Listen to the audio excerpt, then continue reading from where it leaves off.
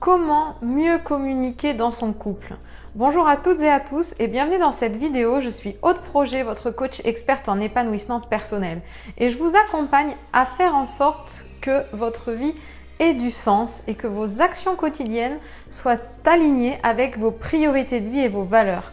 Et aujourd'hui, dans cette vidéo, j'ai décidé de vous donner 4 conseils pour pouvoir vous aider à améliorer la communication dans le couple parce que c'est vrai que ce n'est pas toujours facile de se comprendre et que le couple, c'est souvent un nid à incompréhension.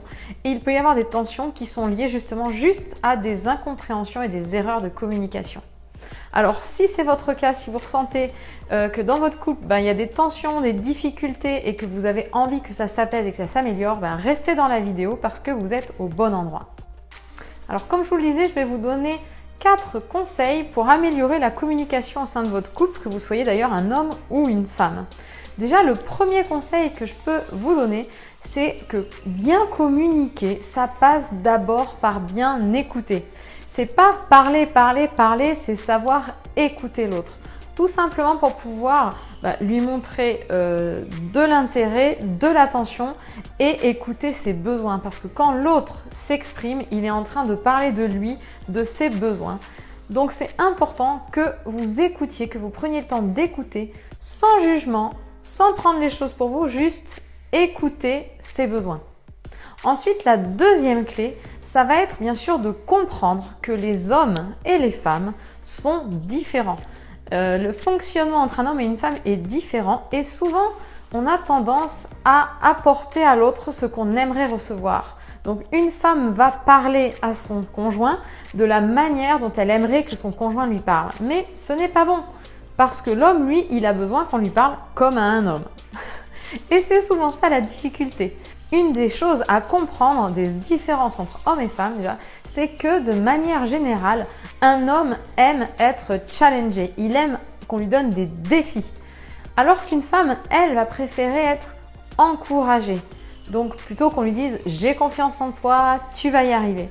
Donc, si vous êtes un homme et que vous avez tendance à dire à votre femme « allez, vas-y, tu peux y arriver », sachez que ce n'est pas le meilleur moyen pour justement qu'elle se sente sécurisée et comprise. Elle va plutôt avoir besoin que vous lui disiez « t'inquiète pas, je crois en toi, je sais que tu es capable ». Et de la même manière, mesdames, si vous parlez à votre mari en lui disant « je crois en toi, je sais que tu es capable », ce n'est pas le bon langage pour votre mari. Dites-lui plutôt « allez, montre-moi que tu peux y arriver, je te lance un défi » et ça va plus lui parler. D'ailleurs, si on regarde dans la vie quotidienne, quand vous allez chez un ami, en général, les hommes se disent « allez, combien de temps tu as mis pour venir ?» Une femme, elle, ne va pas du tout se poser la même question, elle va dire « tu es passé par où? Qu'est-ce que tu as vu ?» Donc c'est juste pour bien illustrer que les hommes et les femmes ont un fonctionnement différent. L'important, c'est juste de le savoir pour pouvoir justement communiquer de manière adaptée avec l'autre. Et ensuite, le troisième point qui est important pour pouvoir améliorer la communication dans le couple, c'est aussi d'exprimer ses besoins clairement et sans jugement. Alors je vous explique, c'est pareil, je vais illustrer avec un exemple de la vie quotidienne parce que je trouve que c'est assez parlant. Une femme ne va pas de manière spontanée exprimer ses besoins et dire ce qu'elle aimerait. Parce que pour elle, par exemple, si on parle de la cuisine, j'utilise souvent cet exemple avec les gens que je coach, c'est la femme voit que la poubelle est pleine et elle aimerait que son mari sorte la poubelle sans qu'elle ait à lui demander. Sauf que ça ne marche pas comme ça. Le mari, lui, il est capable de passer devant la poubelle et de même pas penser à la sortir. Alors ça va avoir tendance à énerver la femme qui dit « mais c'est pas possible, il voit pas que la poubelle est pleine, il faut toujours que je lui demande pourquoi il peut pas prendre des initiatives. » Et en fait, ça génère juste de la frustration parce qu'au moment où la femme va en avoir assez, si vous êtes dans ce cas-là, mesdames, vous en avez assez et tout d'un coup vous lui dites « ouais, mais est-ce que tu peux sortir la poubelle? J'en ai marre, c'est toujours moi qui le fais. » Et là, clash. Ça clash tout simplement parce que le mari, lui, il comprend pas ce qui se passe, il comprend pas pourquoi ça lui tombe dessus. Donc, mesdames, si vous êtes dans ce cas-là, ce que je vous invite à faire, c'est exprimer clairement vos besoins. Parce que si vous demandez à votre mari « est-ce que tu peux sortir la poubelle s'il te plaît ?» En fait, il va le faire. Sauf que il ne prend pas l'initiative, il attend que vous lui demandiez. Et ça, c'est juste une incompréhension entre hommes et femmes. Parce que si vous lui posez la question, il va le faire. Donc pourquoi vous énerver, attendre qu'il le fasse de lui-même alors qu'il ne va pas forcément le faire et du coup créer des tensions?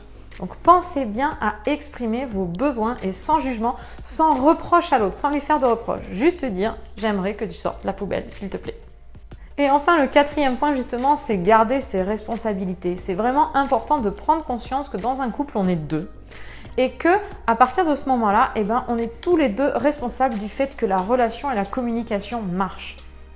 Donc si je reprends l'exemple de tout à l'heure sur les poubelles, c'est juste prendre sa responsabilité de dire moi je voudrais être soutenu, être aidé, donc pour ça je ne vais pas attendre de l'autre, faire une supposition, dire peut-être qu'il va le faire.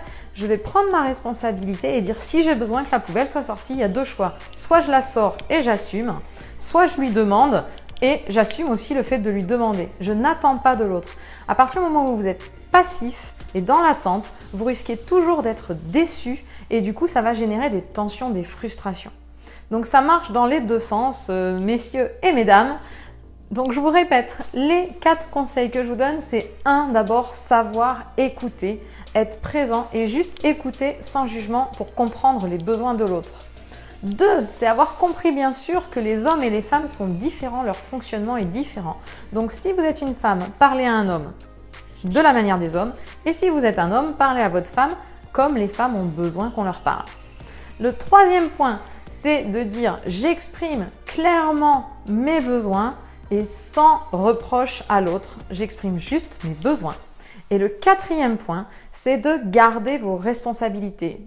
Vous êtes 100% responsables tous les deux de la communication dans le couple et de la réussite de votre relation. Alors j'espère que cette vidéo vous a plu et bien sûr si vous avez des questions, je vous invite à laisser un commentaire sous la vidéo parce que j'y répondrai avec plaisir. Et puis si vous ressentez que c'est trop compliqué, pour l'instant votre relation de couple est difficile et que vous n'arrivez pas justement à prendre le recul nécessaire, je vous invite à cliquer sur le petit i juste en haut de la vidéo pour pouvoir accéder au questionnaire que je vous ai préparé afin d'obtenir un bilan personnalisé avec moi et qu'on puisse voir ensemble comment vous apporter des solutions pour justement vous apaiser la relation. Alors comme je vous le disais tout à l'heure, j'espère que cette vidéo vous a plu et si vous le voulez bien, on se retrouve demain pour une prochaine vidéo. Très belle journée!